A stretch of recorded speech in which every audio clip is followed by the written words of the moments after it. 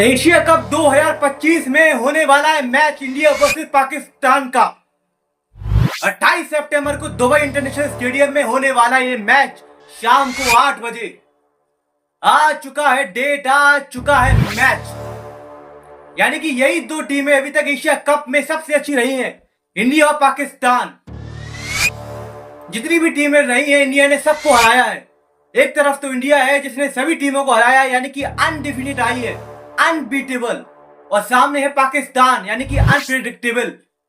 Pakistan team की भी अलग स्टोरी रही है, लेकिन आज हम बात करने वाले हैं किस टीम का चांसेस रहेगा एशिया कप जीतने का। क्योंकि अगर आप ऑन द टॉप देखोगे तो इंडिया आराम से फेवरेट टीम आपको लगेगी, लेकिन अक्सर जो टीम फेवरेट होती है इसका मतलब ये नहीं वो ट्रॉफी उठाती है, ऐसा कोई जरूरी नहीं है।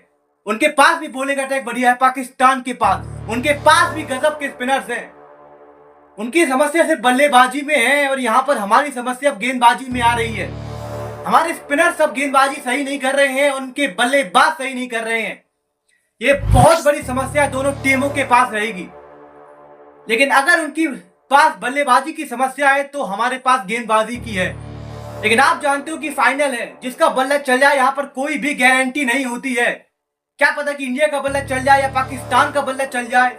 इसलिए ये जरूरी होता है कि किस टीम के पास बैलेंस है, किस टीम का पल्ला थोड़ा भारी रहेगा, किस टीम की अप्रोच यहाँ पर दिखेगी, किसके पास फीयरलेस क्रिकेट होगी।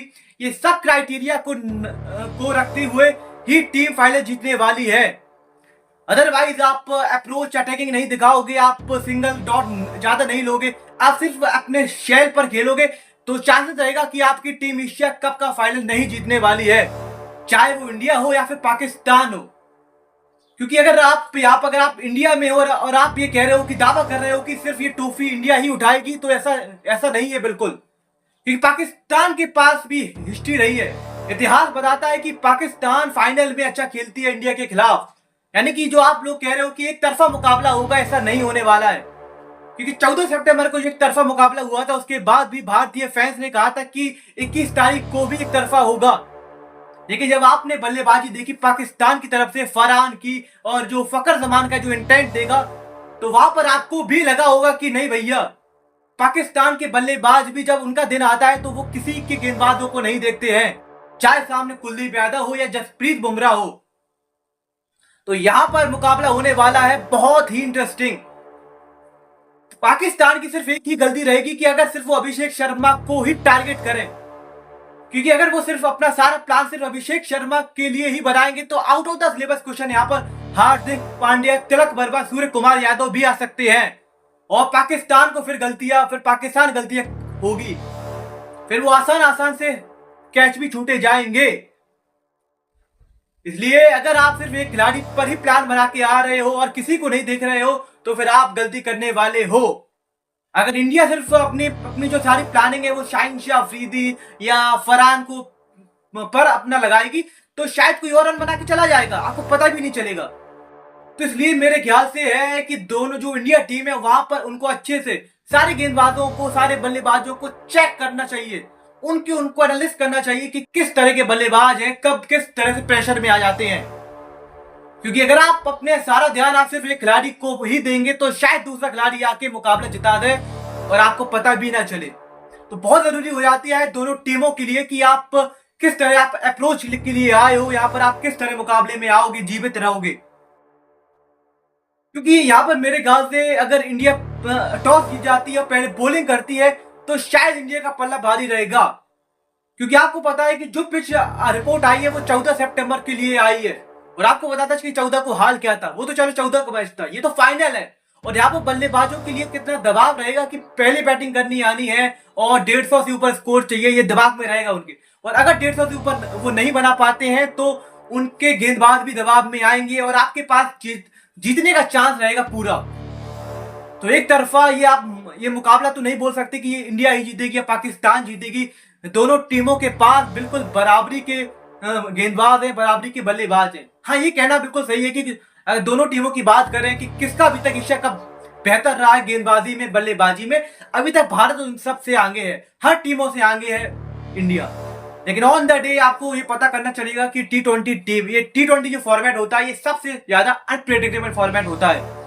यहां पर आप कुछ भी नहीं कर सकते, प्रिडिक्ट नहीं कर सकते हो कि या फिर उस दिन जिसका बल्ला चले जाए, उस दिन जिसका गेंदबाज अच्छा चल, उसका स्पेल अच्छा चला जाए, वो टीमों के पास ट्रॉफी हाथ लगने वाली है। इंडिया ऑफकोर्स अच्छा खेलेगी, ऑफकोर्स मुझे भरोसा है कि अगर अभिषेक शर्मा जल्दी आउट हो जाते हैं तो शुभमन गिल या सूर्य कुमार यादव, जिनका अभी तक उनका बल्ला खामोश रहा है, वो भी अपना जलवा फाइनल में दिखाएंगे। लेकिन मेरे विचार से पाकिस्तान के जो गेंदबाज हैं या जो स्पिनर्स हैं, उनको ये एहसास दिलाना जरूरी है कि आप भारत से खेल रहे हो और भारत आपसे ज्यादा बहुत आगे टीम है, और आपको दिखाना पड़ेगा कि आप किस वजह से आप हर टीमों से, वर्ल्ड में जितनी भी टीम है, आप उनसे बेहतर टीम हो। यहां तक कि विराट कोहली और रोहित शर्मा के रिटायरमेंट होने के बावजूद भी यंगस्टर की टीम ऐसा लग रही है कि पूरे वर्ल्ड में डोमिनेट करने वाली है। लेकिन फाइनल बहुत इंपॉर्टेंट रहेगा, बहुत अहम रहेगा कि किस प्रकार से जो प्लान्स आप लेके आए हो एग्जीक्यूट करने वाले हो, चाहे पाकिस्तान की तरफ से हो या फिर भारत की तरफ से हो। तो ऑन द डे किस पर ये दिन रहेगा, किस पर नहीं रहेगा। अभी तक ये खबर आई है कि हार्दिक पांड्या फिट नहीं है, तो श्रीलंका वाले मैच में सिर्फ एक ही ओवर डाला, तो उसके बाद शायद थोड़े से इंजरीज थोड़ा सा आए थे। तो यहाँ पे देखना पड़ेगा कि किस पर आपकी निगाहें रहेंगी और आप किस खिलाड़ी को भारत की तरफ से परफॉर्म करना देखना चाहते हो फाइनल में पाकिस्तान की तरफ से। लेकिन अगर बात करें तो फेवरेट तो अभी तक इंडिया है, लेकिन ऑन द डे टी20 होता है, किस खिलाड़ी कब आ जाए आपको कुछ पता नहीं चलेगा। लेकिन इंडिया को पाकिस्तान को हल्के में नहीं लेना चाहिए, क्योंकि इतिहास 2017 का जो इतिहास रहा है चैंपियंस फाइनल में, वहां पर भी भारत बहुत अच्छी तरीके से परफॉर्म करते आ रही थी। वहां पर भी उनका पहला मैच इंडिया पाकिस्तान के दरमियान हुआ था और भारत ने पाकिस्तान को बहुत आराम से शिकस्त दी थी। लेकिन आपको पता है कि फाइनल में पाकिस्तान ने भारत का क्या हाल करा था। एक पल के लिए भी मुकाबले में नहीं आने दिया था भारत को। सिर्फ हार्दिक पांड्या के छक्के ही आए थे काम, वरना रोहित शर्मा को आमिर ने जिस तरह की आउट किया, विराट कोहली को मोहम्मद आमिर ने आउट करा, फिर शिखर धवन को, तो फखर जमान जो बल्लेबाज उतने अच्छे साबित नहीं हुए थे, लेकिन उनका बल्ला उस दिन चल गया था। तो पाकिस्तान को हल्के में, यहाँ पर मेरे विचार से हल्के में नहीं लेना चाहिए कि पाकिस्तान कब किस तरह परफॉर्मेंस करे, उसका कोई गारंटी नहीं होती है। आपके क्या थॉट्स हैं, आपके क्या कमेंट हैं, आप लोग प्लीज बताइए, आप लोगों की क्या ओपिनियन है इंडिया पाकिस्तान के मैच में। और जो लोग बाइकआउट कर रहे थे कि बाइकआउट होना चाहिए, ये क्या बाइकआउट है भैया। यहाँ पर तो एक मैच के नाम पे तीन मैच करवा दिए हैं, ये तो पूरी बायलेटरल सीरीज करवा दी है इंडिया पाकिस्तान के बीच।